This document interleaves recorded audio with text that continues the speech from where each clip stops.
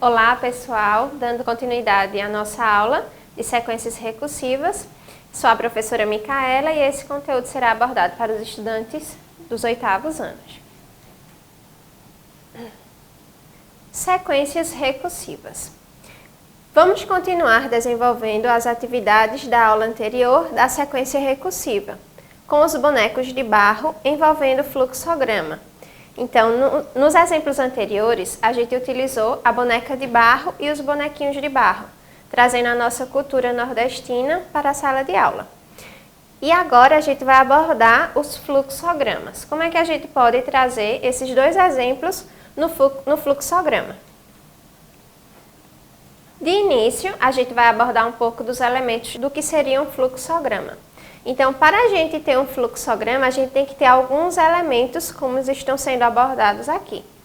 O primeiro elemento, que é chamado de terminador, ele é usado para indicar o início ou o fim do fluxograma. Então, inicialmente, a gente utiliza essa imagem aqui, para a gente iniciar ou para a gente terminar o nosso fluxograma. Essa outra imagem, como vocês podem perceber, que é uma seta, né? As setas, elas são utilizadas para quê? Elas são usadas para conectar as etapas do fluxograma.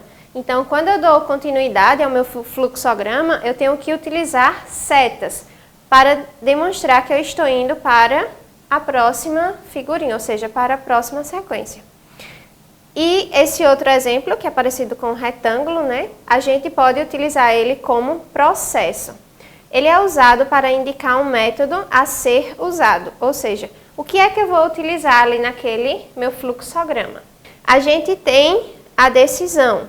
A decisão ela é usada para indicar uma decisão a ser tomada no fluxograma, ou seja, o que é que veio decidido ali no meu fluxograma.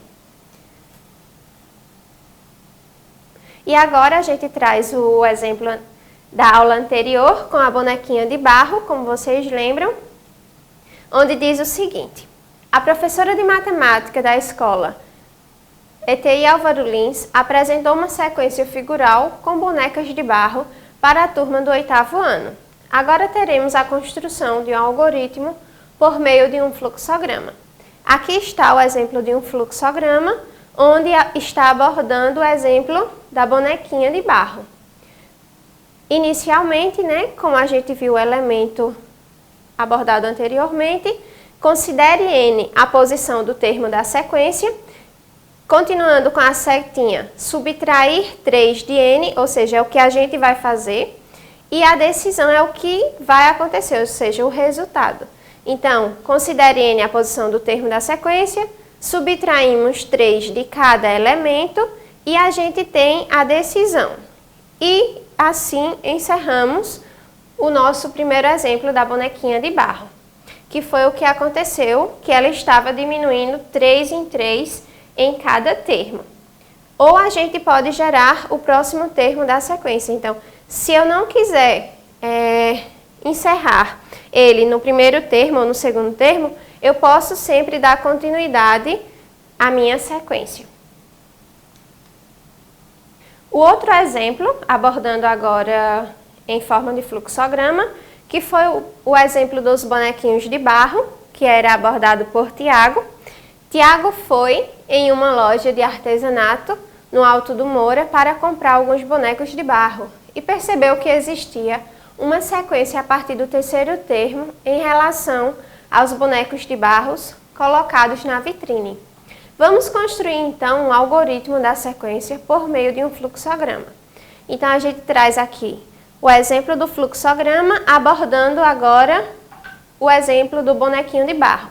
Considere N a posição do termo da sequência, e aí a gente tem como AN igual a N menos 1 mais AN menos 2. A decisão seria quanto ele deu, né, em cada exemplo, em cada elemento, qual o valor que foi encontrado, e a gente pode encerrar ou a gente pode dar continuidade ao próximo termo, como a gente fez no exemplo dos bonequinhos de barro. E eu trouxe também um exemplo para vocês, estudantes, pensarem um pouquinho. Qual seria o próximo termo dessas imagens de dominós? Então, eu deixei duas imagens de dominós em branca para que vocês consigam identificar ou perceber quem seria os próximos números de lá do dominó que viriam nessa imagem. Ou seja, observem a imagem do dominó. Então, fica a dica para vocês, né? Você consegue perceber quantas bolinhas podemos preencher nas peças seguintes dispostas nessa imagem?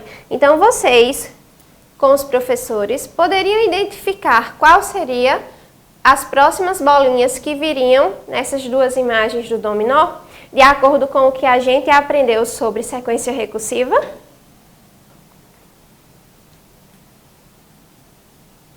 E sintetizando o conceito, né? Voltando um pouquinho para a gente relembrar, o que seria sequência recursiva? Sequência recursiva são aquelas que dependem de termos anteriores para determinarmos o próximo termo.